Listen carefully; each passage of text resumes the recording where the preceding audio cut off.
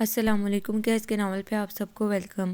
ایک خوبصورت ناول پیش کر رہے ہیں جس کا نام ہے چاہت چوڑیاں اور چاند رات۔ ناول کی رائٹر ہیں تحسین اختر۔ چلیے چلتے ہیں ناول کی جانب۔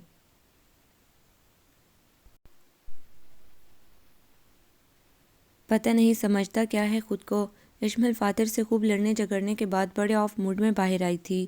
شاہانہ قریب ہی کپڑے طے کر رہی تھی۔ اس کی بڑبڑاہٹ اور انداز تخاطب پر دل محسوس کر رہ گئی۔ کہتا ہے جاب نہیں کرواؤں گا، باہر نہیں جانے دوں گا، میں قیدی ہوں نا اس کی، مجھے قید کر کے رکھے گا۔ شاہانہ تم بھی تو جاب کرتی ہو، تمہیں تو کبھی کسی نے منع نہیں کیا، وہ چارپائی پر بکھرے کپڑے ہٹا کر بیٹھتے ہوئے بولی تھی۔ بیوقوف لڑکی، تم کیا جانو کہ وہ کس لیے تمہیں جاب کی اجازت نہیں دے رہا۔ وہ تم سے بہت محبت کرتا ہے، اس لیے تمہیں باہر رلتے ہوئے نہیں دیکھ سکتا۔ وہ دل میں سوچتے ہوئے ایک سرد سی آہ بھر کر اس کے پاس آ کھڑی ہوئی تھی۔ اشمل، اگر فاتر نہیں چاہتا کہ تم جاب کرو تو تم ضد مت کرو۔ کیا شاہانہ تم بھی؟ وہ حیرت سے چیخی تھی۔ دیکھو وہ خود ٹھیک ٹھاک کماتا ہے، اسے تمہاری کمائی کی کوئی ضرورت نہیں ہے۔ پھر وہ تم سے بے حد محبت بھی کرتا ہے۔ وہ تمہیں چھوٹی موٹی نوکریوں کے لیے محض تمہارے شوق کی بنا پر دھکے کھاتے ہوئے نہیں دیکھ سکتا۔ تم اس کی بات سمجھنے کی کوشش کرو۔ لیکن میں خود کو ضائع نہیں کرنا چاہتی۔ میں نے MBA چولہے میں جھونکنے کے لیے نہیں کیا تھا۔ وہ صرف اس لیے مجھے اجازت نہیں دے رہا کہ کہیں میں اس کی برابری نہ شروع کر دوں۔ شاہانہ وہ اس چار دیواری میں قید کر کے مجھے اور میری صلاحیتوں کو ضائع کرنا چاہتا ہے۔ اشمل ایسی بات نہیں ہے، پلیز تم اس کی طرف سے کوئی بدگمانی مت پالو۔ آج کل تم جیسی خوش قسمت عورتیں کہاں ہوتی ہیں کہ جن کے شوہر انہیں دنیا کے ہر سرد و گرم سے بچا کر صرف اپنی چھوٹی سی جنت کی حکمرانی بخش دیں۔ تم اس حکمرانی کو انجوائے کرو۔ تمہیں کیا ضرورت پڑی ایک خوار ہونے کی؟ حکمرانی؟ وہ پیر پٹکتے ہوئے ایک بار پھر اپنے کمرے میں گھس گئی تھی۔ اس کے انداز پر گمسم کھڑی شاہانہ کی ویران نظریں سامنے دیوار پر سے ہوتی ہوئی آسمان پر جا ٹکی تھی۔ واہ میرے مالک، تیرے بھی کام نرالے ہیں۔ تو کبھی کبھی بغیر دیکھے کسی برے ہوئے شخص کو پھر سے برنا شروع کر دیتا ہے، یہ جانے بغیر کہ اسے اس چیز کی ضرورت بھی ہے یا نہیں۔ ایک شکوہ سا اس کے دل سے برآمد ہوا تھا، لیکن پھر دوسرے ہی لمحے اس کے پورے بدن میں ایک برقی لہر سی دوڑ گئی تھی کہ اس مالک کل سے کیسا شکوہ، وہ ہر چیز پر قادر ہے جو چاہے کر سکتا ہے۔ وہ نظریں جھکا کر اپنے کمرے میں آ گئی۔ سامنے ہی دیوار گیر آئینے میں اس کا عکس جلملا رہا تھا۔ وہ غور سے شاہانہ سرور کو دیکھنے لگی تھی۔ دبلا پتلا، سراپا اور سانولی رنگت، ہر قسم کے تاثر سے عاری ویران آنکھیں۔ اس کے پورے وجود میں ایسا کچھ نہیں تھا جو صنف مخالف کے لیے کشش کا باعث بنتا۔ ہاں، اس وجود کے ایک حصے میں ایک دل ضرور ایسا تھا جو بہت نایاب تھا، جو صبر و قناعت اور شکر جیسی صفات سے مالا مال تھا، لیکن اسے دیکھنے والی آنکھ کوئی نہیں تھی۔ شاہانہ، یہ تمہاری نئی امی ہیں، سلام کرو انہیں۔ اس کی امی ایک لمبا عرصہ بیمار رہنے کے بعد وفات پا گئی تھیں۔ اس کی امی اور ابو کی محبت مثالی تھی، لیکن ماں کی وفات کے تیسرے مہینے بعد جب وہ بے حد اداس سی بیٹھی ہوئی تھی، اس کے ابو اس کے قریب آ کر بولے تھے۔ اس نے حیرت سے ابو جی کے برابر کھڑے وجود کو دیکھا تھا جس کی توجہ ادھر ادھر کی ہر چیز پر تھی، سوائے اس کے، جیسا کہ اس سارے ماحول میں سب سے کم تر اور کم حیثیت وہی تھی۔ مجھے گرمی لگ رہی ہے۔ اس سے پہلے کہ شاہانہ نئی امی کا تفصیلی جائزہ لیتی، انہوں نے نہایت ادا سے کہا تھا، آؤ آؤ کمرے میں آ جاؤ۔ اس کے ابو جی اسے بھول کر نئی امی کی طرف متوجہ ہو گئے تھے، اور پھر یہاں سے اس کی 10 سالہ زندگی میں نیا موڑ آیا تھا۔ اب اس گھر کی ہر چیز پر اس کی نئی امی حاوی ہوتی جا رہی تھی، حتیٰ کہ ابو جی کی طرف سے اسے ملنے والے پیار و توجہ پر بھی۔ وہ ابھی تک ماں کی جدائی پر سنبھل نہیں سکی تھی کہ نئی امی نے اس کا رہا سا اعتماد اور سکون بھی چھین لیا۔ آپ تو بہت خوبصورت ہیں، یہ کس پر گئی ہے؟ کہیں سے بھی آپ کی بیٹی نہیں لگتی۔ وہ نئی امی کا دوپٹہ استری کر رہی تھی جب اس نے ان کی کنکتی ہوئی آواز سنی تھی۔ یہ بچپن میں کافی بیمار رہی ہے، اسی لیے ایسی ہے۔ ابو جی نے جیسے وضاحت کی تھی، اور اسے ان کی بات سن کر لگا تھا کہ وہ تھوڑے نہیں کافی زیادہ بدل گئے ہیں، کیونکہ ایک دفعہ اس کی امی جان کے ایک دوست نے اسے دیکھ کر کہا تھا کہ عشرت، تمہاری بیٹی شاہانہ کس پر گئی ہے؟ تو ابو جی نے فوراً اسے اپنے ساتھ لگا کر جواب دیا تھا، یہ ہماری بیٹی ہے، ہم پر ہی گئی ہے، اور کس پر جاتی۔ لیکن آج ان کی بات سن کر اس کا ننھا سا دل پارا پارا ہو گیا تھا۔ اس نے دوپٹہ استری کر کے وہیں چھوڑا اور خود اپنے کمرے میں آ گئی۔ شاہانہ، ادھر آؤ، یہ لو پیاز کاٹو۔ کچھ دیر بعد اس نے امی کی آواز پر وہ اپنے آنسو صاف کرتے ہوئے باہر آ گئی تھی۔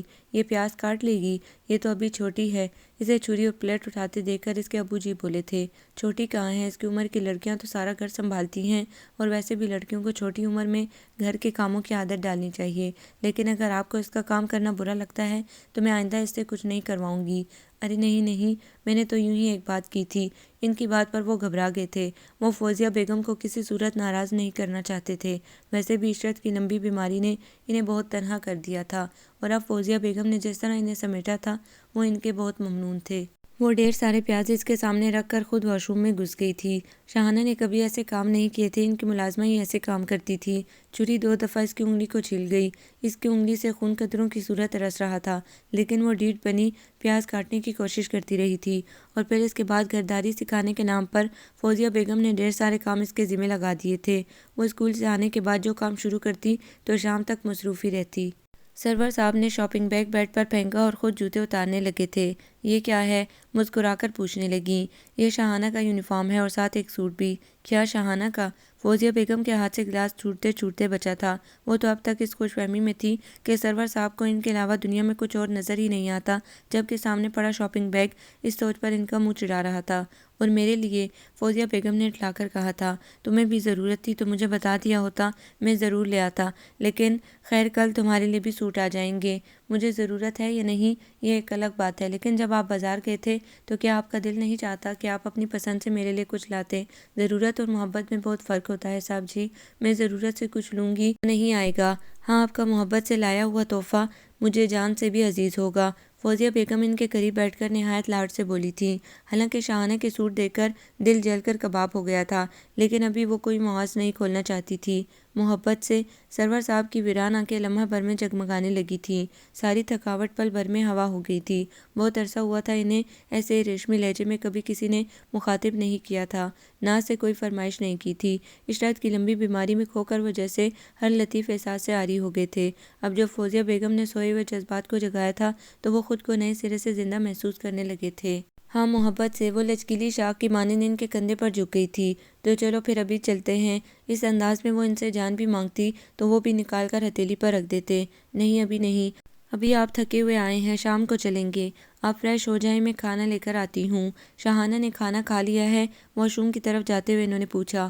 ہاں کھا لیا ہے۔ فوزیہ بیگم بدمزہ ہو کر کمرے سے باہر نکل گئی۔ یہ لیں جی کھانا۔ ملازمہ نے ایک پلیٹ چاول اور تھوڑا سا رائتہ لا کر کافی دیر سے ڈائننگ ٹیبل پر بیٹھی شاہانہ کے سامنے رکھا تھا۔ امی ابو کہاں ہیں؟ اسے اکیلے کھانے کی عادت نہیں تھی، ہمیشہ کی طرح وہ ان کا انتظار کر رہی تھی۔ وہ اپنے کمرے میں ہیں۔ کیا وہ کھانا نہیں کھائیں گے؟ انہوں نے کھا لیا ہے، ملازمہ نے بے نیازی سے بتایا تھا۔ کیا کھا لیا ہے؟ اکیلے ہی؟ اس کے ننھے سے دل کو دھچکا لگا تھا۔ ہاں تو اور کیا، وہ کہہ کر دوبارہ سے کچن میں گھس گئی۔ اس کی بھوک یکدم مر گئی تھی، آنکھوں سے موتی ٹپ ٹپ چاولوں کی پلیٹ پر گر رہے تھے۔ موسم بدل رہا تھا، نئی رُت آنے کو تھی، لیکن شاہانہ کی زندگی پر ایک ہی موسم ٹھہر گیا تھا، نفرتوں اور فاصلوں کا موسم، بے چینی اور آنسوؤں کا موسم۔ زندگی کا یہ روپ پرد در پرد اس کے سامنے کھل رہا تھا، لیکن پھر بھی کسی روپ کسی رنگ سے وہ سمجھوتا نہ کر رہی تھی۔ وہ ابھی ناسمجھ تھی، عمر کے اس دور میں تھی جہاں سطحی اور ظاہری رنگ آنکھوں کو لبھاتے ہیں۔ نئی امی کی صورت میں زندگی جو شفاف رنگ لی آئی تھی وہ اس کے لیے بالکل نیا تھا۔ وہ امرود کے گھنے درخت کے نیچے بے حد اداس بیٹھی تھی۔ امی اور ابو صبح کے نکلے ہوئے تھے، خالی گھر سائیں سائیں کر رہا تھا۔ شام کا پنچھی دھیرے دھیرے پوری کائنات پر اپنے پر پھیلا رہا تھا۔ اسے تنہائی سے ڈر لگتا تھا، اندھیرے سے وحشت ہوتی تھی، اور اب اندھیرا پھیلنے لگا تھا۔ اس میں ہمت نہیں تھی کہ وہ اندر جا کر لائٹ جلاتی۔ کچھ دیر پہلے امرود کے درخت پر ان چڑیوں نے شور مچا رکھا تھا جو سرشام اپنے اپنے گھونسلوں میں واپس لوٹتی تھیں۔ اسے ان کے شور کی وجہ سے کم از کم دوسراہٹ کا احساس تو تھا، لیکن اب تو وہ بھی خاموش ہو گئی تھی۔ وہ امرود کے تنے سے ٹیک لگا کر آنکھیں موند لیتی تو اس کی امی کا تصور آنکھوں کے پیچھے واضح ہو جاتا۔ اپنی امی کی یاد آتے ہی اس کی آنکھوں سے ٹپ ٹپ آنسو بہنے لگے تھے۔ اچانک کسی نے اس کے گالوں پر بہتے آنسو صاف کیے تھے۔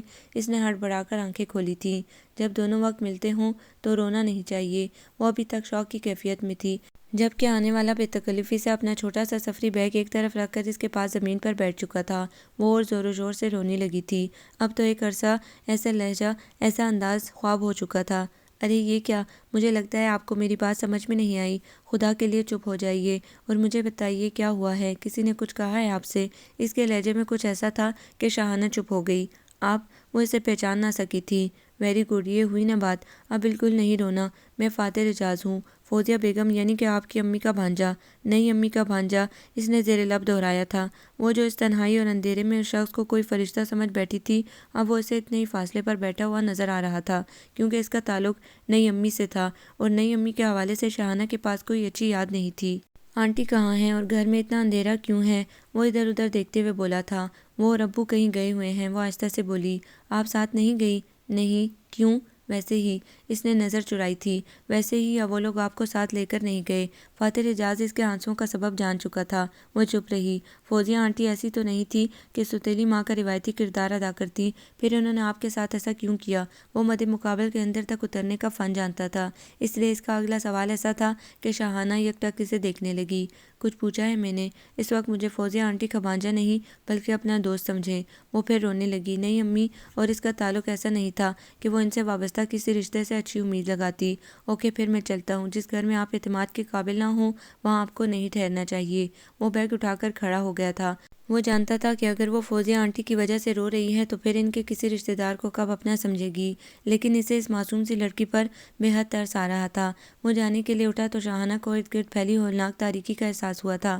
امی ابو ابھی تک نہیں لوٹے تھے، اور اگر وہ بھی چلا جاتا تو وہ تو شاید اس اندھیرے میں مر ہی جاتی۔ آپ بیٹھیے نا، وہ جلدی سے بولی تھی۔ آپ مجھے اپنا دوست سمجھیں گی؟ وہ اسی طرح کھڑا رہا۔ ہاں، اس نے ہار مان لی تھی۔ تو پھر جلدی سے بتائیے آپ کیوں رو رہی تھی؟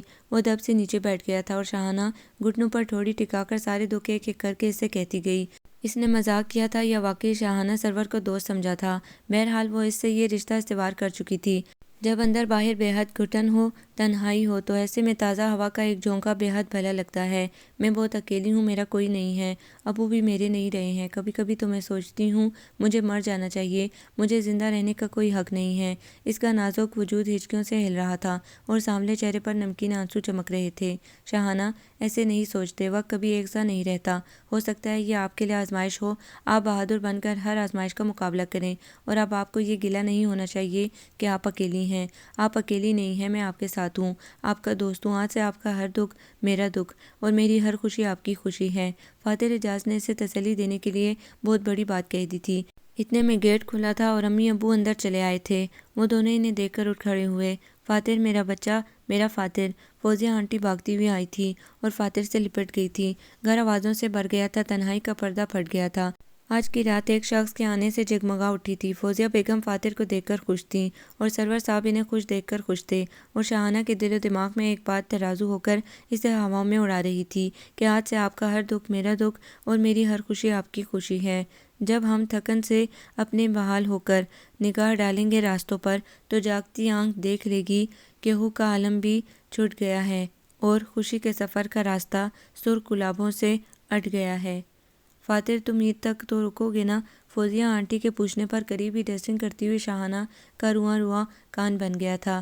چھٹیاں تو ہیں، لیکن میں سوچ رہا ہوں عید میں حیدرآباد میں مناؤں۔ نہیں، اس بار تم عید میرے ساتھ مناؤ گے، میں بھائی جان سے خود بات کر لوں گی۔ لیکن آنٹی، بس اب کوئی لیکن ویکن نہیں چلے گا، تم عید یہی مناؤ گے۔ انہوں نے حتمی انداز میں کہہ کر بات ختم کر دی تھی، اور فاتر ہمیشہ ان کی محبت کے آگے ہار جاتا تھا۔ وہ چھوٹا سا تھا جب اس کی امی کا انتقال ہو گیا تھا۔ اس کے ابو نے بھی دوسری شادی کر لی تھی، لیکن اس کی اہمیت ختم نہیں ہوئی تھی، اور نہ ہی اسے شاہانہ جیسے مسائل کا سامنا کرنا پڑا تھا۔ فوزیہ آنٹی تو اس پر جان چھڑکتی تھیں، اور ددیال میں بھی وہ سب کی آنکھوں کا تارا تھا، لیکن وہ جو ایک کمی ماں کے وجود کی تھی، جو خلا ممتا کا تھا، وہ کسی محبت سے پر نہیں ہو سکا تھا۔ شاید یہی چیز تھی جو وہ شاہانہ سرور کو اس شام روتے ہوئے نہیں دیکھ سکا تھا۔ عید تک اس کے رکنے کا سن کر شاہانہ کا پورا وجود ایک اندیکھی خوشی میں نہا گیا تھا۔ اس بار آنے والی عید بے حد مختلف اور خوشیوں بھری ہوگی، وہ کام کرتے ہوئے سوچ رہی تھی۔ ماہ رمضان آیا اور پورے تقدس اور احترام کے ساتھ گزر گیا۔ فوزیہ بیگم نے ماہ رمضان کی وجہ سے شاہانہ کی جان بخش دی تھی، یا اس کا سبب فاتر اعجاز تھا؟ شاہانہ کو اس سے غرض نہیں تھی، اسے تو بس اتنا پتہ تھا کہ فوزیہ بیگم کی طنزیہ باتوں اور گہری کاٹدار نظروں سے بھی وہ بچی رہی ہے، اور ابو بھی اس کے ساتھ اچھے رہے ہیں، اس لیے اس نے اطمینان سے روزے بھی رکھے تھے اور نہایت خشوع و خضوع سے عبادت بھی کی تھی۔ عید کا چاند نظر آ گیا تھا، ہر طرف ایک ہلچل سی مچی ہوئی تھی۔ باہر سے پٹاخوں اور مبارک سلامت کی آوازیں دلوں کو گرما رہی تھیں۔ فوزیہ بیگم اور سرور صاحب کچھ ضروری شاپنگ کے لیے بازار جا چکے تھے۔ فاتر بھی افطاری کے بعد سے کہیں چلا گیا تھا۔ وہ کچن میں کافی سارے کام پھیلائے بے حد مصروف تھی۔ کیا کر رہی ہو؟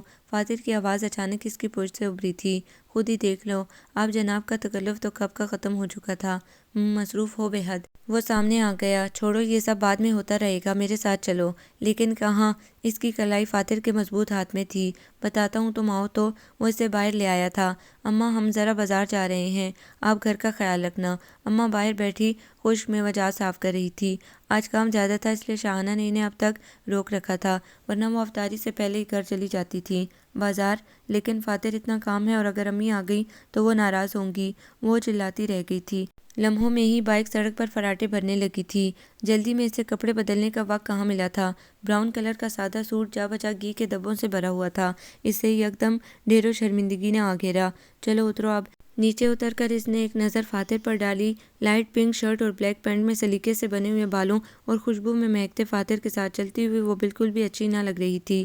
فاتر نے اسے سب سے پہلے ایک خوبصورت سا سوٹ دلوایا تھا، پھر میچنگ جیولری اور پھر چوڑیوں کے اسٹال کی طرف لے آیا تھا۔ وہ نہ کرتی رہ گئی تھی۔ فاتر خود ہی چوڑیاں بھی پسند کرنے لگا۔ میں خود ہی پہن لوں گی، اس نے دکاندار سے کہا تھا۔ ٹھیک ہے، آپ پیک کر دیں۔ فاتر نے پیسے دیے تھے اور وہ چوڑیوں کا ڈبہ تھام کر اس کے پیچھے باہر نکل آئی تھی۔ شاپنگ کرنے کے بعد انہوں نے آئس کریم کھائی اور پھر گھر کی راہ لی تھی۔ فاتر بہت شکریہ، تم نے میرا اتنا خیال رکھا۔ اس کے آنکھوں میں نمی جھلملانے لگی تھی۔ پاگل، کسی نہ کسی کو تو کسی کی ذاتیوں کا بوجھ گھٹانا پڑتا ہے نا۔ وہ سب چیزیں سنبھالتے ہوئے اندر کی طرف بڑھ گئی تھی، جبکہ فاتر دل میں سوچ رہا تھا۔ رات ایک پل کے لیے بھی اس کی آنکھ نہیں لگ سکی تھی۔ اسے بہت شدت سے صبح ہونے کا انتظار تھا جب وہ یہ سب چیزیں پہن کر دیکھتی کہ وہ کیسی لگ رہی ہے۔ آج سے پہلے اس نے کبھی نہیں سوچا تھا کہ وہ کیسی ہے، کیا چیز اس پر سجتی ہے اور کیا نہیں، لیکن آج اس کا دل چاہ رہا تھا کہ وہ صبح بہت اچھی نظر آئے، فاتر کی دلائی ہوئی ہر چیز اس کے وجود پر سج جائے۔ اس نے اپنے کمرے میں آ کر اپنے چہرے کو کتنی دفعہ رگڑ رگڑ کر دھویا تھا، پھر وہ کچن سے بیسن میں دودھ اور نیمبو ملا کر لے آئی تھی اور ماسک بنا کر چہرے کو تر و تازہ بنانے کی کوشش کرنے لگی تھی۔ اسے آج اپنا چہرہ، جس پر خوشیوں کا عکس بہت واضح تھا، بہت خوبصورت لگ رہا تھا۔ وہ مطمئن ہو کر لیٹی تھی، لیکن پھر بھی رات اتنی لمبی ہو گئی تھی کہ کاٹے نہ کٹ رہی تھی۔ کیا مجھے فاتر سے محبت ہو گئی ہے؟ رات کے کسی پہر اس کے دل نے سوال اٹھایا تھا۔ وہ ہے ہی اس قابل کہ اس سے خود بخود محبت ہو جائے، اور وہ اس انکشاف پر ساکت رہ گئی تھی۔ پھر باقی ماندہ گھڑیاں اس نے گن گن کر گزاری تھیں۔ امی اور ابو اس کے لیے پرپل کلر کا سوٹ لائے تھے جو اسے ذرا پسند نہیں آیا تھا۔ اس نے عید کے روز فاتر کا دلایا ہوا سوٹ پہنا تھا اور شرماتے ہوئے کمرے سے باہر نکلی تھی۔ سبز اور سفید چوڑیاں اس کی سانولی سلونی کلائی میں عجب بہار دکھا رہی تھی۔ یہ کہاں سے لیا تم نے؟ فوزیہ بیگم پر جامنی کے بجائے سب سوٹ دیکھ کر حیران رہ گئی۔ میں نے لے کر دیا ہے، فاتر کہیں سے نکل کر سامنے آ گیا تھا۔ تم نے؟ ان کی حیرت کم نہ ہو رہی تھی۔ فاتر ادھر آؤ۔ وہ فاتر کو آواز دے کر اپنے کمرے میں گھس گئیں۔ شاہانہ کو اپنی خوشی غارت ہوتی نظر آنے لگی۔ بہت اچھی لگ رہی ہو۔ کچھ دیر بعد اس نے فاتر کی آواز سنی تھی۔ وہ جو کچھ اور توقع کر رہی تھی ہلکی پھلکی ہو گئی۔ فوزیہ بیگم بھی اپنے کمرے سے نکل کر کچن میں جا چکی تھیں۔ ان کے چہرے پر بھی غصے کے کوئی آثار نہیں تھے۔ اس شخص کو کیسا جادو آتا ہے، وہ اسے ہنستے ہوئے دیکھ کر سوچنے لگی تھی۔ میں نے کہا ہے اچھی لگ رہی ہو، کیا پتھر کی ہو گئی ہو؟ فاتر کی بات پر وہ بے طرح چیمک گئی۔ اسے خوش دیکھ کر فاتر کی ہنسی اطراف میں بکھر بکھر گئی تھی۔ عید کے بعد وہ چلا گیا، گھر پہلے سے بھی زیادہ خالی خالی لگنے لگا تھا۔ تمام رونقیں جو اسے ایک شخص سے وابستہ تھی وہ مانند پڑ گئی تھیں۔ فاتر کے جانے کے بعد فوزیہ بیگم کا رویہ پھر سے پہلے جیسا ہو گیا تھا، تمسخرانہ اور کترایا ہوا۔ ان کی پیشانی کے بل مستقل رہنے لگے تھے، اور سرور صاحب تو تھے ہی ان کے بے دام غلام۔ ان کی پیشانی کے بل دیکھ کر وہ خود بخود شاہانہ سے مزید کھنچ گئے تھے۔ کبھی کبھی وہ خود کو عجیب دوراہے پر محسوس کرتی۔ ایک طرف دل اس کی بنا اکیلا اور اداس تھا، اور دوسری طرف دل کو ایک تسلی یہ بھی تھی کہ کوئی بے شک دور ہے، اجنبی شہر میں ہے، اجنبی ہواؤں میں سانس لیتا ہے، لیکن اس کا دوست، اس کا غمخار، اس کا ہمدرد تو ہے۔ جاتے وقت اس نے شاہانہ سے کہا تھا، جب کبھی مشکل محسوس کرو مجھے آواز دے لینا۔ یہ ایک بات اب تک شاہانہ کے جینے کا سہارا بنی ہوئی تھی۔ مہارانی صاحبہ، اب اٹھ جائیے، آج اماں نہیں آئی۔ کچن میں برتنوں کا ڈھیر پڑا ہے، وہ کون دھوئے گا؟ آپ کو تو اپنے آپ سے فرصت نہیں ہے۔ وہ امرود کے درخت تلے بیٹھی فاتر اعجاز سے اپنی پہلی ملاقات کو یاد کر رہی تھی، جب فوزیہ بیگم کی طنزی آواز اس کے قریب سے ابھری تھی۔ وہ خالی خالی نظروں سے ان کی طرف دیکھنے لگی تھی۔ میں نے کچھ کہا ہے؟ اب کہ انہوں نے زور سے کہا تو شاہانہ پوری طرح ہوش و حواس کی دنیا میں لوٹ آئی اور مرے مرے قدموں سے کچن کی طرف چل پڑی۔ برتن دھوتے ہوئے جانے کس خیال سے آنسو آنکھوں میں جمع ہو گئے تھے، لیکن اس سے پہلے کہ وہ پلکوں کی بھاڑ توڑ کر گالوں پر ڈھلک آتے، شاہانہ نے فاتر کی سرگوشی سنی تھی۔ اب کبھی مت رونا، ہو سکتا ہے یہ تمہاری آزمائش ہو، اور اس نے ان آنسوؤں کو اپنے اندر اتار لیا تھا۔ اب بھی اداسی اسے گھیرتی تھی، اب بھی کام کی ذاتی سے اس کا وجود شل ہوتا تھا، اب بھی فوزیہ بیگم کا تلخ و سرد رویہ دل و دماغ میں چنگاریاں سی بھر دیتا تھا، اب بھی اپنے پیارے ابو جان کا آنکھیں پھیر کر اس کے قریب سے گزر جانا اسے کانٹوں پر چلاتا تھا۔ لیکن اب زندگی پہلے کی طرح بوجھ نہیں لگتی تھی۔ فاتر اعجاز کے ساتھ گزارے گئے بہت سے خوشگوار دن ان سب دکھوں کا مداوع بن کر سامنے آ جاتے تھے اور وہ خود کو نئے سرے سے زندہ محسوس کرنے لگتی تھی۔ آج حیدرآباد سے فون آیا تھا۔ فوزیہ آنٹی کتنی دیر تک فون پر باتیں کرتی رہی تھی، اور جب انہوں نے فون بند کیا تھا شاہانہ نے دیکھا ان کا موڈ جو کچھ دیر پہلے سے ایک معمولی سا شیشے کا گلاس ٹوٹنے کی وجہ سے بے حد خراب تھا، اب بہت خوشگوار ہو چکا تھا۔ پھر شاہانہ نے انہیں گنگناتے سنا تھا، ضرور حیدرآباد سے کوئی اچھی خبر ملی ہے انہیں۔ شاہانہ نے خود ہی اندازہ لگایا، اماں آج میں بہت خوش ہوں۔ ان سے شاید خوشی کی خبر برداشت نہیں ہو رہی تھی، وہ اسے کسی سے شیئر کرنا چاہتی تھیں۔ سرور صاحب چونکہ گھر پر نہیں تھے اور شاہانہ کو وہ اس قابل کہاں سمجھتی تھی، اسی لیے انہوں نے پالک صاف کرتی اماں کو مخاطب کیا تھا، اللہ اور خوشیاں دے۔ لیکن بیگم صاحبہ بات کیا ہے؟ اماں نے ان سے پوچھا تھا۔ اماں فاتر اور اشمل کی منگنی ہو رہی ہے، میری ہمیشہ سے خواہش تھی کہ اشمل ہی فاتر کی دلہن بنے۔ اشمل میرے بھائی کی بیٹی ہے اور بہت پیاری ہے، یقیناً اس کی اور فاتر کی جوڑی چاند سورج کی جوڑی کہلائے گی۔ خوشی ان کے لہجے سے چلکی پڑ رہی تھی۔ آخری بات انہوں نے شاہانہ کو سنا کر کہی تھی۔ فاتر اور اشمل کی منگنی شاہانہ کے اندر باہر چکر چلنے لگے۔ وہ بمشکل خود کو سنبھالتی ہوئی اپنے کمرے میں آئی اور بستر پر ڈھہ گئی تھی۔ جو شخص زخموں پر مرہم بنا تھا، جس کی پوروں نے اس کے آنسو جذب کیے تھے، جس کے سامنے اس نے اپنا ہر دکھ کھول کر رکھ دیا تھا، جس کے ہونے سے زندگی زندگی لگنے لگی تھی، کیا وہ اس طرح بھی کر سکتا ہے؟ وہ اپنے ہی آنسوؤں میں بہہ رہی تھی۔ لیکن شاید قصور اس کا بھی نہیں تھا، اس نے مجھ پر ترس کھایا اور میں محبت سمجھ بیٹھی، پھر قصور اس کا کیا ہوا؟ اور سارا قصور تو میرے نادان دل کا نکلا۔ میرے جیسے کم عقل اور کم رو لوگ زمین پر کھڑے ہو کر آسمان کو چھونے کی کوشش کرتے ہیں اور یوں ہی منہ کے بل گر پڑتے ہیں، لیکن شاید قصور میرا بھی نہیں تھا۔ انسان سے تو جو ہمدردی جتائے گا وہ اسی کی راہ گلاپے گا، اور اگر میرا دل بھی اس کی ہمدردی کو اس کی محبت سمجھ بیٹھا تو اسے اس قدر کڑی سزا نہیں ملنی چاہیے تھی کہ یہ ساری عمر اپنی زخموں کو سہلاتے گزار دیتا۔ آہ میرا نادان دل۔ ساری رات مختلف سوچیں اس کا گھیراؤ کیے رہی تھیں۔ صبح ہونے تک وہ پھر سے وہی شاہانہ سرور بن گئی تھی، بس مردہ، اکیلی اور زندگی سے بیزار۔ پھر موسم بدلا تھا، ایک بار پھر وہی رات آئی تھی جس نے کبھی اسے انوکھی خوشبو سے مہکایا تھا۔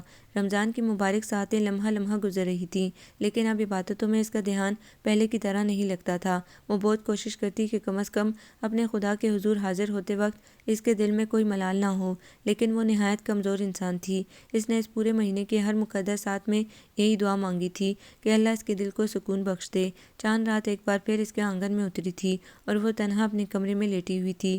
اب کہ عید بھی نہ لائی، تیرا کوئی پیغام سجن، دل میں اتری ہے ایک گھنیری شام سجن، یہ چوڑیاں بے مہندی، یہ عید کی رونقیں تمام، تنگ کرتی ہیں لے لے تیرا نام سجن، اب کہ خود کو سجاؤں کیسے تم ہی بتاؤ، تم بن عید مناؤں کیسے۔ وہ سرشامی سر منہ لپیٹ کر سو گئی تھی۔ صبح اٹھی تو اس کے کمرے میں گہرے نیلے رنگ کا سوٹ اور چوڑیاں وغیرہ رکھی ہوئی تھیں، جو یقیناً فوزیہ بیگم لائی تھی۔ شاہانہ کے معاملے میں ان کی پسند ہمیشہ سے ایسی ہی تھی۔ وہ جانتی تھی کہ گہرے رنگ اس کی سانولی رنگت پر کتنے برے لگتے ہیں، لیکن پھر بھی وہ جان بوجھ کر اس کے لیے گہرے رنگوں کا انتخاب کرتی تھی۔ اسے کون سا یہ کپڑے پہننے تھے؟ وہ صبح ہوتے ہی مہمانوں میں اور گھر کے کاموں میں ایسے مصروف ہوئی کہ شام ڈھلے تک اسے سر کھجانے کی فرصت نہیں مل سکی تھی۔ سرور صاحب نے بس ایک بار اسے کہا تھا کہ وہ کپڑے بدل لے، پھر نہ تو انہیں یہ دیکھنے کی فرصت مل سکی تھی کہ اس نے کپڑے بدلے ہیں یا نہیں۔ یوں عید کا خوبصورت دن دبے پاؤں گزر گیا۔ فاتر کی شادی ہو رہی تھی، امی اور ابو کو اس میں کئی دن پہلے ہی شرکت کرنا تھی اور اس کا ساتھ جانا مجبوری تھی، کیونکہ وہ اتنے دن تنہا نہیں رہ سکتی تھی۔ وہ جانا نہیں چاہتی تھی، وہ اپنی قسمت کے ستارے کو کسی اور دل کے آنگن میں روشنی پھیلاتا نہیں دیکھ سکتی تھی، لیکن اس کی ایک نہ سنی گئی، اور یوں ایک شام وہ فوزیہ بیگم اور سرور صاحب کے ساتھ حیدرآباد فاتر اعجاز کے گھر آ گئی۔ چاروں طرف سے سبزے میں گھرے خوبصورت گھر کو دیکھ کر شاہانہ کے اندر کچھ ٹوٹا تھا۔ اس نے اس گھر کو آج دیکھا تھا، لیکن اس گھر میں بسے اس گھر کے مکین کے دل کی رانی بننے کا خواب تقریباً 1.5 سال پہلے دیکھا تھا، اور آج اس کا وہی خواب کرچیوں کی صورت بکھر چکا تھا۔ فاتر کے امی ابو اور بہن بھائی بہت محبت اور پیار سے ملے تھے۔ یہ رشتے فاتر کے سوتیلے رشتے تھے، لیکن اس کی امی نے اپنے حسن سلوک و محبت سے سب کو ایک ہی لڑی میں پرو رکھا تھا، اور جہاں محبت ہو وہاں کیسا ستیلا پن۔ یہاں آ کر شاہانہ ایک اور احساس کمتری کا شکار ہوئی تھی۔ کیا تھا اگر میری نئی امی بھی ایسی ہی ہوتی؟ اس کے دل نے آہ بھری۔ شاہانہ، یہ تم ہو؟ ارے تمہیں کیا ہوا؟ پہلے سے بے حد کمزور ہو رہی ہو، 1.5 برس بعد فاتر اعجاز اس کے سامنے تھا، ویسا ہی کھلکھلاتا ہوا، فریش اور اسمارٹ۔ شاہانہ نے اس کے سراپے سے بمشکل نظر ہٹائی تھی۔ شاہانہ، وہ قریب آ کر پھر پکارا۔ وہ سب لوگوں میں تماشا نہیں بننا چاہتی تھی، اس لیے جبراً مسکراتے ہوئے سر اٹھایا۔ ٹھیک ہوں، لگ تو نہیں رہا۔ فاتر ادھر تو آؤ۔ فوزیہ بیگم کو یقیناً یہ بات پسند نہیں آئی تھی، تو انہوں نے فاتر کو اپنے پاس بلا لیا اور یوں شاہانہ کی مشکل آسان ہو گئی تھی۔ شادی کے ہنگامے شروع ہو چکے تھے۔ فوزیہ بیگم اور فاتر کی امی سارے دن بازاروں کی خاک چھانتی رہتی تھیں۔ ایسے میں اس نے خود بخود کچن کا سارا انتظام سنبھال لیا تھا۔ اس سے اتنی بچت ہو جاتی تھی کہ اس کا اور فاتر کا سامنا کم سے کم ہوتا تھا۔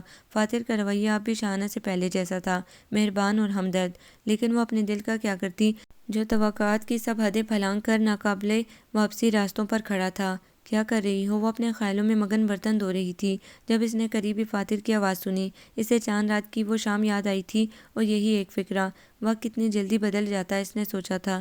برتن دھو رہی ہوں؟ چھوڑو، تم نے تو یوں سارے کام اپنے ذمہ لے لیے ہیں کہ جیسے تمہارے سوا انہیں کوئی اور نہیں کر سکتا۔ آؤ باہر چل کر بیٹھیں، کل سے مہندی کا فنکشن شروع ہو جائے گا اور سارے مہمان بھی آ جائیں گے، پھر شاید یہ فرصت نہ مل سکے۔ آؤ نا۔ وہ اس کا ہاتھ کھینچ کر باہر لے گیا۔ ہاں اب بتاؤ، فوزیہ آنٹی کا رویہ تمہارے ساتھ کچھ بہتر ہوا یا نہیں؟ وہ اسے سرسبز لان میں لیے چلا آیا تھا اور اب اسے سامنے بٹھا کر اس سے پوچھ رہا تھا۔ 1.5 سال کوئی کم عرصہ نہیں ہوتا کسی کے بدلنے کو۔ وہ کہنا کچھ اور چاہتی تھی لیکن بول کچھ اور گئی۔ اس کا مطلب ہے وہ بدل گئی ہیں۔ وہ اس کی بات کا مطلب نہیں سمجھا تھا۔ وہ تو نہیں بدلی، شاید وقت بدل گیا ہے۔ شاہانہ، کیا مطلب ہے تمہارا؟ وہ کچھ چونکا۔ کچھ نہیں۔ اب جب کہ وقت اس شاہانہ کی دسترس میں نہ رہا تھا تو اسے کچھ بتانے کا کیا فائدہ؟ اشمل کیسی ہے؟ وہ اس کے چہرے پر کچھ کھوجنے لگی۔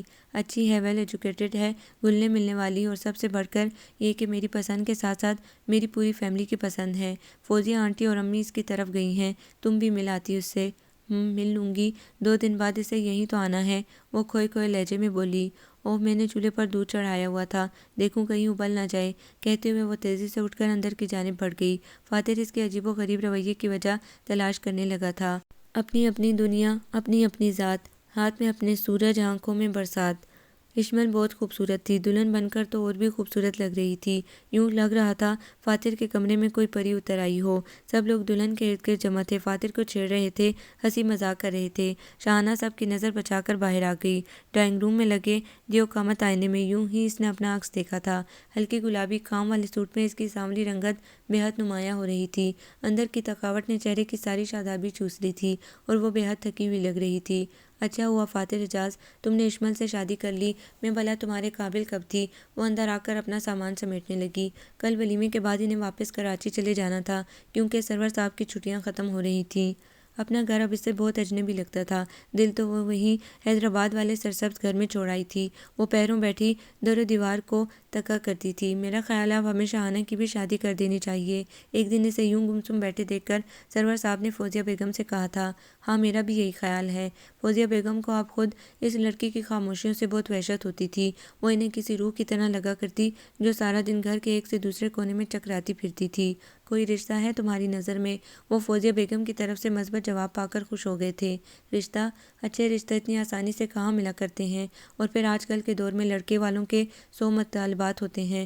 لڑکی ایسی ہو، ویسی ہو، پڑھی لکھی ہو، خوبصورت ہو، کوئی ہنر اس کے ہاتھ میں ہو، اور یہاں تو… انہوں نے بات ادھوری چھوڑ کر شاہانہ کی ساری خامیاں گنوا دی تھیں۔ سرور صاحب نے چپ چاپ سر جھکا لیا۔ پھر بھی اس کی شادی کہیں تو کرنی ہے نا، رشتہ تو ڈھونڈنا پڑے گا، بیٹیاں گھر میں رکھنے والی چیز نہیں ہوتی۔ کچھ دیر بعد سرور صاحب آہستہ سے بولے۔ ہاں ہاں، کیوں نہیں؟ فوزیہ بیگم کی بے نیازی عروج پر تھی۔ بات سنیں، اگر کریم صاحب کے بیٹے جلیل سے رشتے کی بات چلائی جائے تو؟ کچھ دیر بعد انہوں نے سرور صاحب سے پوچھا۔ کریم صاحب کا بیٹا جلیل؟ سرور صاحب کی آنکھوں کے سامنے آوارہ مزاج جلیل کا سراپا گھوما تھا، جو سارا دن اپنے باپ کی دکان پر بیٹھا گپیں ہانکتا رہتا تھا۔ یہ بات گمسم بیٹھی شاہانہ کے کانوں میں بھی پڑی۔ وہ اٹھ کر چپ چاپ اندر چلی گئی۔ اسے اپنی بدنصیبی پر پہلے ہی یقین تھا، لیکن وہ یہ نہیں جانتی تھی کہ چاند کی تمنا کرتے کرتے اس کے دامن میں پتھر آ گرے گا۔ لیکن وہ تو نکما۔ ارے چھوڑیے، شادی سے پہلے سب ایسے ہی ہوتے ہیں، جیسے ہی ذمہ داری سر پر پڑتی ہے اچھے اچھوں کے کس بل نکل جاتے ہیں، اور پھر یہ دیکھیے اس کے باپ کی دکانیں کتنی چلتی ہیں، شاہانہ اپنے گھر میں عیش کرے گی۔ فوزیہ بیگم نے سرور صاحب کی بات اچک لی تھی۔ انسان بڑا خودسر واقعہ ہوا ہے۔ وہ خود پر ایسے مان کرتا ہے کہ جیسے زندگی کی ساری تنابیں اس کے اپنے ہاتھ میں ہیں۔ 100 برس کی تدبیریں کرتے وقت وہ نادان یہ بھول جاتا ہے کہ اس کا خمیر خاک سے اٹھایا گیا ہے اور اس خاکی وجود کو ایک دن فنا ہونا ہے۔ فوزیہ بیگم نے سرور صاحب کو اس رشتے پر راضی کر لیا تھا۔ وہ اور سرور صاحب آج لڑکے والوں کے گھر جا رہے تھے۔ انہوں نے کسی کے ذریعے ان لوگوں کو رشتے کا کہلوایا تھا۔ انہیں کیا چاہیے تھا؟ ان کے نکمے اور آوارہ بیٹے کو گھر بیٹھے اتنا اچھا رشتہ مل رہا تھا۔ انہوں نے فوراً فوزیہ بیگم اور سرور صاحب کو اپنے ہاں آنے کی دعوت دے دی۔ شاہانہ اپنی قسمت پر جتنا رو سکتی تھی رو چکی تھی۔ اب اس نے حالات سے سمجھوتا کر لیا تھا کہ جب قید اور غلامی میں ہی رہنا ہے تو پھر فوزیہ بیگم کی ہو یا جلیل کی، کیا فرق پڑتا ہے؟ وہ چلتے چلتے امرود کے درخت کے قریب آ گئی۔ پورا درخت سفید کلیوں سے بھرا ہوا تھا۔ وہ ایک ایک کر کے ان کلیوں کو چننے لگی۔ وہ اپنے خیالوں سے اس وقت چونکی جب اس نے ایک ایمبولینس کو گھر کے سامنے رکتے دیکھا۔ پھر کچھ لوگ پیچھے آئے تھے۔ وہ بھاگ کر ایمبولینس کے قریب گئی تھی۔ ایمبولینس کے کھلے دروازے سے اس نے دیکھا تھا کہ اس کے امی اور ابو جان خون میں لت پت پڑے تھے۔ یہ کیا ہے؟ اس نے ایک آدمی سے پوچھا تھا۔ بیٹی صبر کرو، خدا کو یہی منظور تھا۔ ایکسیڈنٹ اتنا شدید تھا کہ دونوں ہی نہیں یہ نہیں ہو سکتا۔ اس کے چیخوں نے پورے گھر کو ہلا دیا تھا۔ اماں اندر سے بھاگی آئی تھی۔ باہر کے منظر نے ان کے قدموں تلے سے بھی زمین کھینچ لی تھی۔ اس سے پہلے کہ وہ شاہانہ کو سنبھالتی وہ کٹے ہوئے شہتیر کی مانند زمین پر گر چکی تھی۔ اسے ہوش آیا تو اس کے امی ابو کے آخری سفر کی تیاری ہو رہی تھی۔ انکل اور آنٹی فاتر، اشمل اور بہت سے اپنے اس کے گرد جمع تھے۔ سب رو رہے تھے، اسے دلاسا دے رہے تھے۔ اس کی چیخوں نے ایک بار پھر سب کو رلا دیا تھا۔ پھر کچھ دن اپنے گھر میں رہنے کے بعد وہ فاتر وغیرہ کے ساتھ حیدرآباد آ گئی تھی کہ وہ اکیلی کس کے پاس رہتی۔ ددیال میں کوئی تھا نہیں اور ننیال والے تو اس کی امی کی وفات کے بعد سے ایسے گئے تھے کہ پلٹ کر خبر تک نہ لی تھی۔ فاتر کی امی سے کسی صورت اکیلا چھوڑنا نہیں چاہتی تھی، اس لیے اسے ساتھ لے آئی تھی۔ تقریباً 2 ماہ بعد وہ اسی سرسبز مناظر سے گھرے خوبصورت گھر میں تھی جس میں آنے کے اس نے کبھی خواب دیکھے تھے، لیکن ایسا تو اس نے کبھی نہیں چاہتا۔ بہرحال انسان سوچتا کچھ اور ہے لیکن ہوتا وہی ہے جو قدرت کو منظور ہوتا ہے۔ نئی امی نے اسے کبھی بھی پیار نہیں دیا تھا، ہمیشہ اپنے اور اس کے درمیان ایک فاصلہ رکھا تھا، لیکن وہ اپنے ابو جی کے ساتھ انہیں بھی یاد کر کے بہت روئی تھی۔ وہ جیسے بھی تھے اس کے ماں باپ تھے، اس کے سر کا سائبان تھے، اس کا مان تھے، مگر اب اسے اپنا آپ کٹی ہوئی پتنگ کی مانند لگتا جس کا کوئی ٹھکانہ نہیں ہوتا۔ بیٹا کھانا کیوں نہیں کھایا؟ وہ بے آواز رو رہی تھی جب آنٹی اس کے کمرے میں آئی تھی۔ بھوک نہیں ہے، اس نے جلدی سے آنسو صاف کیے۔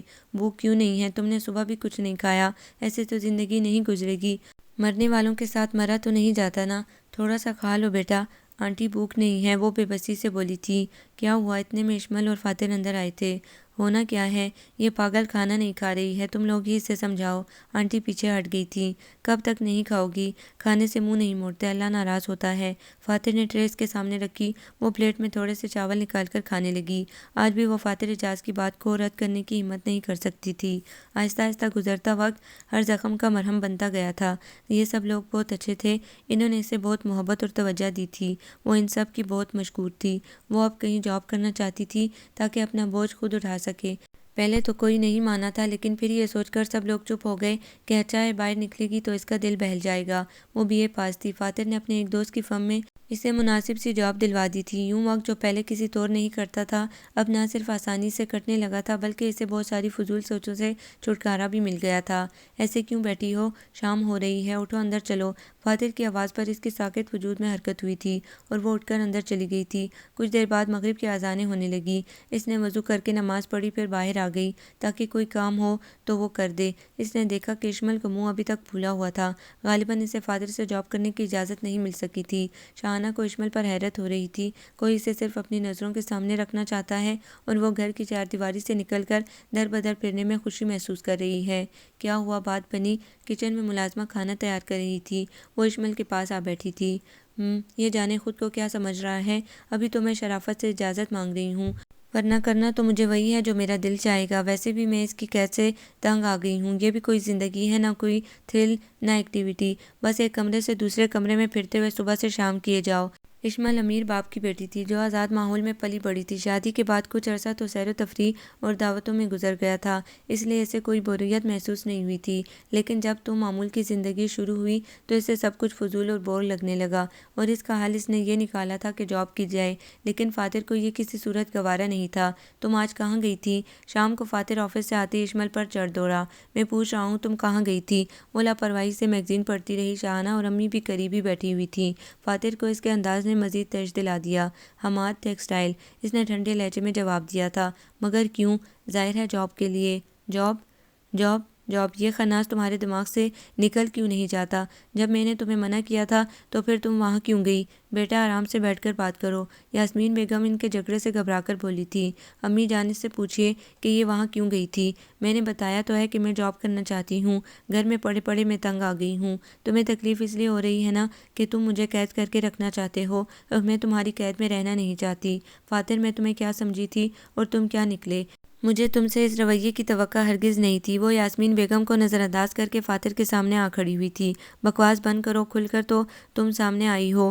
دھوکہ تو تم نے مجھے دیا ہے۔ مجھے کیا پتا تھا کہ تمہاری جیسی عورتیں چار دیواری میں رہنے کے قابل نہیں ہوتی، عزت انہیں راس نہیں آتی، محبت انہیں تکلیف دیتی ہے۔ شٹ اپ، میں اب اور کچھ نہیں سننا چاہتی۔ تم نے جو کہنا تھا کہہ دیا۔ میں ابھی اور اسی وقت جا رہی ہوں، مجھے تمہارے ساتھ نہیں رہنا۔ اشمل رکو تو۔ وہ تن فن کرتی اپنے کمرے میں چلی گئی تھی۔ شاہانہ اور یاسمین بیگم کو توقع نہیں تھی کہ بات اتنی بڑھ جائے گی۔ وہ دونوں اسے روکنے کے لیے اس کے پیچھے لپکی تھیں، لیکن وہ نہیں رکی اور اپنا مختصر سا سامان سمیٹ کر گھر سے چلی گئی۔ فاتر، یہ کیا ہو گیا بیٹا؟ یاسمین بیگم صوفے پر ڈھہ گئی تھیں۔ امی جان، اسے آزاد فضاؤں میں اڑنے کا شوق ہے، جب دل بھر جائے گا واپس آ جائے گی، آپ پریشان مت ہو۔ وہ کہہ کر اپنے کمرے میں گھس گیا تھا۔ سب اسے منانے گئے تھے، لیکن اس نے صاف کہہ دیا تھا کہ وہ واپس نہیں آئے گی، اور تو اور فاتر کو بھی اس نے واپس لوٹا دیا تھا۔ اصل میں جاب تو محض بہانہ تھا۔ اس کی دوست شینا کے بھائی پرویز نے اسے کچھ اور ہی خواب دکھانے شروع کر دیے تھے، اور ان خوابوں کے سہارے وہ آگے سے آگے بڑھنا چاہتی تھی۔ فاتر جیسے شخص کے ساتھ رہ کر وہ اپنی صلاحیتوں کو زنگ نہیں لگانا چاہتی تھی، تو اس نے طلاق کا مطالبہ کر دیا۔ فاتر کو اپنی ممانی پہ حیرت تھی، جنہوں نے بیٹی کو اس قدر چھوٹ دے رکھی تھی۔ ماموں تو امریکہ میں تھے، اشمل بھی جانتی تھی کہ اس سے روک ٹوک کرنے والا کوئی نہیں ہے، اس لیے اپنی منمانی کر رہی تھی۔ فاتر لاکھ نرم دل سہی، لیکن اس کے اپنے بھی کچھ اصول تھے، عزت تھی۔ اس نے کچھ دیر تو انتظار کیا اور پھر اشمل کے حسب خواہش اسے آزاد کر دیا۔ اشمل کو تو آزادی مل گئی تھی، لیکن فاتر بہت ٹوٹ پھوٹ گیا تھا۔ اس نے ہمیشہ اشمل کو ہتھیلی کا چھالا بنا کر رکھا تھا، اسے زمانے کے سرد و گرم سے بچانا چاہتا، اور وہی اشمل اس محبت اور چاہت کو قید سمجھ بیٹھی تھی۔ سب لوگ خود بھی پریشان تھے، لیکن فاتر کی دلجوئی میں لگے ہوئے تھے۔ گھر ٹوٹے یا دل، دکھ تو ایک جیسا ہوتا ہے، اور فاتر اعجاز کا دل بھی ٹوٹا تھا اور گھر بھی۔ وہ بے حد دل گرفتہ تھا۔ سرد ہوا اونچے اونچے درختوں سے چھیڑ چھاڑ کرتی بہت بھلی لگ رہی تھی۔ کچھ دیر پہلے برسنے والی بارش نے ہر چیز کو نکھار دیا تھا، کائنات کی ہر شے دھلی ہوئی لگ رہی تھی۔ اعجاز صاحب لان میں بیٹھے اخبار پڑھ رہے تھے۔ یاسمین بیگم چائے کی ٹرے تھامے وہیں چلی آئی تھیں۔ موسم کتنا اچھا ہو رہا ہے۔ انہوں نے چائے بناتے ہوئے اعجاز صاحب کو اپنی طرف متوجہ کرنے کے لیے بات چھیڑی۔ ہاں، وہ اخبار پر سے نظریں اٹھائے بغیر بولے۔ کیا بہت دلچسپ خبر ہے؟ یاسمین بیگم نے چائے کا کپ ان کے سامنے رکھا تھا۔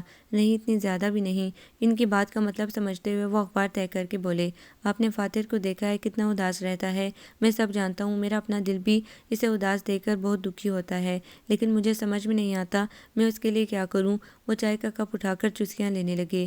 اعجاز، اگر ہم فاتر اور شاہانہ کا نکاح کر دیں تو کیسا رہے گا؟ شاہانہ بہت پیاری اور سلجھی ہوئی بچی ہے، وہ یقیناً فاتر کو سمیٹ لے گی، لیکن کیا فاتر مان جائے گا؟ بات کر کے دیکھ لیتے ہیں، بلکہ اگر آپ اجازت دیں تو میں آج ہی اس سے بات کر لیتی ہوں، وہ جوش سے بولی تھی۔ میری طرف سے مکمل اجازت ہے۔ وہ اپنی شریک حیات کی سمجھداری کی ہمیشہ سے قائل رہے تھے، اور ان کی رضامندی پا کر وہ کھل اٹھی تھی۔ جس بات کو وہ بہت مشکل اور تقریباً ناممکن سمجھ رہی تھی، وہ اتنی آسانی سے منٹوں میں ممکن ہو جائے گی، انہیں یقین نہیں آ رہا تھا۔ یاسمین بیگم نے فاتر سے ڈرتے ڈرتے بات کی تھی۔ اس نے نہایت تحمل سے ان کی بات سنی تھی اور رضامندی دے دی تھی۔ پھر وہ شاہانہ کے پاس گئی تھی، اور شاہانہ تو ان کی بات سن کر کئی لمحوں کے لیے کچھ بول ہی نہ سکی تھی۔ یاسمین بیگم نے اس بات کو اس کے شرم و حیا معمول کیا، اور یہ معرکہ اتنی آسانی سے سر کرنے پر خوش ہوتی، اعجاز صاحب کو بتانے چل پڑی تھی۔ میں فاتر اعجاز ہوں، مجھے ہمیشہ سے ہنستے ہوئے لوگ اور کھلکھلاتے چہرے اچھے لگتے ہیں۔ ایک بار میں اپنی فوزیہ آنٹی سے ملنے ان کے گھر گیا تو وہاں جاتے ہی سب سے پہلا منظر جو میری آنکھوں نے دیکھا وہ یہ تھا کہ امرود کے درخت سے ٹیک لگائے ایک نازک سی لڑکی زار و قطار رو رہی تھی۔ اس کی آنکھیں بند تھیں، مگر آنسوؤں نے اس کے سانولے چہرے کو پوری طرح بھگو رکھا تھا۔ فوزیہ آنٹی نے سرور انکل سے اپنی مرضی سے شادی کی تھی۔ میں ان کی شادی کے بعد پہلی دفعہ ان کے گھر آیا تھا، اور آتے ہی عجب صورتحال سے واسطہ پڑ گیا تھا۔ پورا گھر اندھیرے میں ڈوبا ہوا تھا، اور وہ لڑکی روئے جا رہی تھی۔ بالآخر میں ہمت کر کے اس لڑکی کے پاس جا پہنچا، اور میں نے ہاتھ بڑھا کر اس کے آنسو صاف کر دیے تھے۔ میرے ہاتھ کا لمس پاتے اس نے فوراً آنکھیں کھول لی تھیں اور مجھے حیرانی سے دیکھنے لگی تھی۔ وہ لڑکی شاہانہ سرور بہت اچھی اور معصوم سی لڑکی تھی۔ فوزیہ آنٹی نے اس سے ستیلی ماؤں والا مخصوص رویہ اپنا رکھا تھا۔ مجھے فوزیہ آنٹی کا یہ رویہ ایک آنکھ نہیں بھایا تھا۔ میں جتنے دن بھی وہاں رہا میں نے ہر ممکن کوشش کی تھی کہ اس لڑکی کی آنکھوں میں آنسو نہ آئیں اور وہ زندگی کو اسی طرح گزارے جس طرح اس کی عمر کی لڑکیاں گزارتی ہیں۔ میں نے اس سے دوستی کا رشتہ استوار کر لیا، مقصد صرف اس پر اعتماد بنانا تھا، اور میں اپنی اس کوشش میں بہت حد تک کامیابی رہا۔ وہ خوش رہنے لگی تھی، آنسوؤں کی جگہ ایک دھیمی سی مسکراہٹ اس کے چہرے پر اکثر رہتی۔ فوزیہ آنٹی نے مجھے عید تک روک لیا تھا۔ میں نے شاہانہ کو ساتھ لے جا کر اسے عید کی شاپنگ کروائی۔ عید والے دن وہ خوب دل لگا کر تیار ہوئی تھی اور کافی اچھی لگ رہی تھی۔ فوزیہ آنٹی نے جب اسے پرپل کی بجائے گرین سوٹ میں دیکھا تو ناراض ہونے لگی تھی، مگر میں نے انہیں الگ لے جا کر بتایا کہ اس میں اس کا کوئی قصور نہیں ہے، اسے میں نے یہ سب دلوایا ہے۔ فوزیہ آنٹی مجھ سے بہت محبت کرتی تھی۔ وہ میری بات سن کر خاموش ہو گئی تھی، اور جب میں نے انہیں کہا تھا کہ اگر ہماری تھوڑی توجہ کسی کو خوش کر سکتی ہے تو اس میں حرج ہی کیا ہے، اور میں تو کچھ دنوں تک چلا جاؤں گا، مجھے کون سا ہمیشہ کے لیے یہاں رہنا ہے، تو میری اس بات نے ان کے سارے خدشے جو غالباً شاہانہ کے لیے ان کے دل میں تھے ختم ہو گئے۔ پھر میں اپنے گھر واپس آ گیا۔ یہاں کر میں بے حد مصروف ہو گیا تھا۔ انہی دنوں میں میری اور اشمل کی شادی کی بات چڑھ گئی تھی۔ اشمل میرے ساتھ ساتھ سب کی پسند تھی، اسی لیے کسی کو کوئی اعتراض نہ ہوا، اور یوں اشمل بیاہ کر میرے گھر چلی آئی۔ لیکن اپنی شادی پر میں نے دوبارہ شاہانہ سرور کو دیکھا تھا۔ مجھے اس کے آنے کی بے حد خوشی ہوئی تھی، مگر اس بار وہ مجھے کچھ بدلی بدلی سی محسوس ہوئی۔ وہ حتی المکان مجھ سے کترانے کی کوشش کرتی۔ اپنی مہندی سے ایک روز قبل میں اسے زبردستی کچن سے نکال کر لان میں لے آیا تھا۔ میں نے دیکھا تھا کہ وہ مجھ سے نظریں ملا کر بات نہیں کر پا رہی تھی۔ پھر اس دن اس نے مجھ سے عجیب سی باتیں کی، پھر اچانک اٹھ کر اندر چلی گئی۔ میں اس کی باتوں پر الجھتا رہا تھا۔ شادی والے روز جب اشمل کو سب میرے کمرے میں گھیرے ہوئے تھے، میں کسی کام سے باہر نکلا تو میں نے اسے اداس صورت لیے آئینے کے سامنے کھڑے پایا تھا۔ وہ شاید رو رہی تھی۔ مجھے اس کی آنکھوں میں ایک عجیب سا دکھ ہلکورے لیتا نظر آیا تھا۔ میں اس کے قریب گیا، وہ مجھے دیکھ کر کمرے میں بھاگ گئی، اور اس لمحے میں نے اس کی آنکھوں میں جو عجیب دکھ، جو عجیب چیز دیکھی تھی وہ حسرت تھی۔ ہاں، اس کی اداس آنکھوں میں حسرتوں کا ایک جہان آباد تھا۔ میں اسے اپنا وہم سمجھا اور سر جھٹک کر دوبارہ اپنے کمرے میں آ گیا، جہاں ابھی بھی اشمل سب کے نرغے میں تھی۔ میں بھی جلد ہی سب کچھ بھول بھال کر اس ہنسی مذاق کا حصہ بن گیا تھا۔ ولیمے کے بعد وہ لوگ واپس جا رہے تھے۔ میرے پاس بھی وقت بہت کم تھا، کیونکہ رسم کے مطابق مجھے اشمل کے ساتھ اس کے گھر جانا تھا۔ میں شاہانہ کو الوداع کہنے گیا تو مجھے دیکھ کر اس کی آنکھیں برس پڑی تھیں۔ پاگل، رو کیوں رہی ہو؟ میں نے اس کے سر پر ہلکی سی چپت لگا کر اسے چھیڑا تھا کہ اب بھی نہ روں۔ ان کے الفاظ اور لہجہ دونوں میرے لیے کل سے بھی عجیب تھے، اور آج مجھے حسرتوں کے ساتھ ساتھ ایک اور چیز بھی اس کی آنکھوں میں نظر آئی تھی، اور اس انکشاف نے مجھے ہلا کر رکھ دیا تھا۔ کیا وہ مجھ سے محبت کرتی ہے؟ اشمل کے ساتھ اس کے گھر جاتے ہوئے سارا راستہ میں یہی ایک بات سوچتا رہا تھا۔ پھر تیسری بار میں اس سے تب ملا تھا جب وہ ہوش و حواس سے بیگانہ تھی، اور فوزیہ آنٹی اور سرور انکل کے بے جان وجود ہر آنکھ کو پرنم کر رہے تھے۔ یہ صدمہ اس کے لیے، ہم سب کے لیے بہت بڑا تھا۔ امی جانے سے کچھ دنوں کے بعد اپنے ساتھ حیدرآباد لے آئی تھی۔ وہ بہت گم سم رہتی تھی۔ میں اس کی آنکھوں میں اپنے لیے محبت کا ٹھاٹھے مارتا سمندر دیکھتا، لیکن نظر چرا کر گزر جاتا، کیونکہ اب میں اس کے لیے کچھ نہیں کر سکتا تھا۔ میں نے اشمل سے محبت کی تھی اور اسے پا لیا تھا۔ شاہانہ سرور سے مجھے ہمدردی ضرور تھی، مگر محبت، بعض اوقات وہ کچھ ہو جاتا ہے جو انسان نے کبھی نہ سوچا ہو۔ اشمل کو سمجھنے میں مجھ سے بڑی غلطی ہوئی تھی۔ وہ میری والہانہ چاہت کو قید سمجھ بیٹھی تھی، اور میری محبت اس کے نزدیک سراسر دیوانگی تھی۔